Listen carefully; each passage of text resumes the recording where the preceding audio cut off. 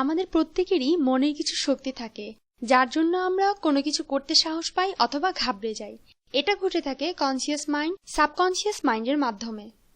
Conscious mind অর্থাৎ সচেতন মন অসাধারণ হলেও সাবকনসিয়াস মাইন্ড অর্থাৎ অবচেতন মন একটু আলাদা। এর কাজ কতটা ভয়ঙ্কর বা কতটা ভালো তা আমরা কেউ হয়তো ততটা ভালো করে জানি না। তাই জীবনে সাফল্য লাভ করতে হলে অবশ্যই এই ব্যাপারে জানতে হবে। একটা গবেষণা থেকে জানা যায় সাবকনসিয়াস মাইন্ড কনসিয়াস মাইন্ড থেকে 30,000 গুণ বেশি পাওয়ারফুল। তাই এই পাওয়ার আমাদের জীবনে কাজে লাগাতে হবে। আজ আমি আপনাদের সাথে শেয়ার করব কিভাবে সাবকনসিয়াস মাইন্ডকে কাজে লাগানো সম্ভব।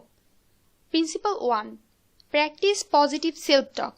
আমরা প্রায় সময় নিজে নিজে কথা বলি বা অসংখ্য চিন্তা করি। ধরুন কারো সামনে পরীক্ষা আর সে মনে মনে বলছে, আমার তো কিছুই পড়া হয়নি, আমি শিওর ফেল করব। আবার কেউ হয়তো অন্য প্রবলেমে আছে আর সে বলছে, সবাই তো বলছে আমি জীবনে কিছুই করতে পারবো না, আমি মনে হয় সত্যিই পারবো না। আবার কেউ হয়তো এমনটিও ভাবছে, আমি দেখতে সুন্দর না আর আমি তো বেশ মোটা, কে আমাকে বিয়ে করবে, তার চেয়ে ভালো মরেই যাই। এই সকল ভয়ঙ্কর আরো অসংখ্য চিন্তা ভাবনা হয়ে থাকে, আর সেটা আমাদের নর্মাল মাইন্ড করলেও সাবকনসিয়াস মাইন্ড এমনভাবে গ্রহণ করে যে সেখান থেকে আমরা আর বের হতে পারি না। তাই নিজের সাথে পজিটিভ কথাবার্তার অভ্যাস করে তুলতে হবে। নেগেটিভ চিন্তা আসলেও সেটাকে বাদ দিয়ে পজিটিভলি ভাবতে হবে। শুরুতেই যে উদাহরণগুলো দিয়েছি আমি আবার সেখানে ফিরে যাচ্ছি। নেগেটিভ চিন্তাটা যদি পজিটিভলি করা হতো, আমার পড়া কমপ্লিট হয়নি তো কি হয়েছে, আমি এখন ভালো করে পড়লে আর চেষ্টা করলে অবশ্যই পাশ করতে পারবো। আবার হতে পারে, আমি জীবনে কিছু করতে পারবো না, সবাই বললে হলো নাকি, আমি প্রমাণ করে দেখাবো আমি পারি।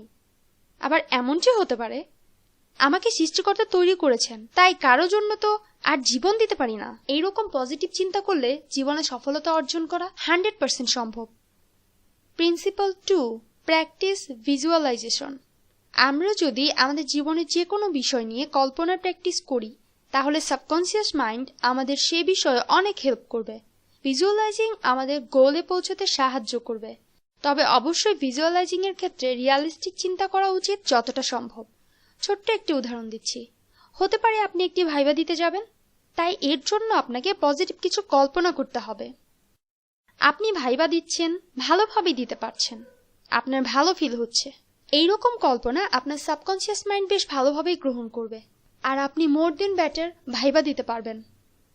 Principal 3, practising mindful exercise.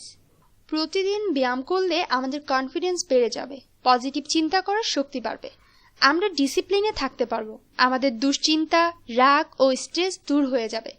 Overall আমরা বেটার ফিল করব। তাই আমাদের প্রতিদিন এক্সারসাইজ করা প্রয়োজন। যদি আপনাদের মধ্যে কেউ নতুন এক্সারসাইজ শুরু করছেন, তাহলে শুরুতেই 10 থেকে 15 মিনিট এক্সারসাইজ করলেই হবে। এই এক্সারসাইজ আমাদের ব্রেইনের জড়তা কাটিয়ে দিবে আর সাবকনসিয়াস মাইন্ড আপনাকে সাপোর্ট করবে। Principal 4, focus on your breathing technique. Breathing technique অনেক ইজি একটা উপায় যার মাধ্যমে ব্রেইনের চাপ কমানো সম্ভব হয়। এটি দেহ ও মনকে রিল্যাক্স করে দেয়। চোখ বন্ধ করে নাক দিয়ে ধীরে ধীরে শ্বাস নেওয়া এবং মুখ দিয়ে ধীরে ধীরে শ্বাস বের করে দেওয়াই হলো ব্রিথিং টেকনিক। এই সময় নিঃশ্বাস নেওয়ার এবং নিঃশ্বাস ত্যাগ করার দিকে ফোকাস দিতে হবে। এর ফলে দেহ প্রচুর এনার্জি পাবে, আর এটা সাবকনসিয়াস মাইন্ডকে কন্ট্রোল করতে সাহায্য করবে। তাই প্রতিদিন সম্ভব হলে 2 বার এই ব্রিথিং টেকনিক করতে হবে। Principle 5, practising dream analysis. প্রতিদিন ঘুমানোর আগে পরদিন কি কি করব তা একটা নোটপ্যাডে লিখে রাখতে হবে। এতে করে সাবকনসিয়াস মাইন্ড অনেক হেল্প করবে সেই কাজগুলো করার জন্য।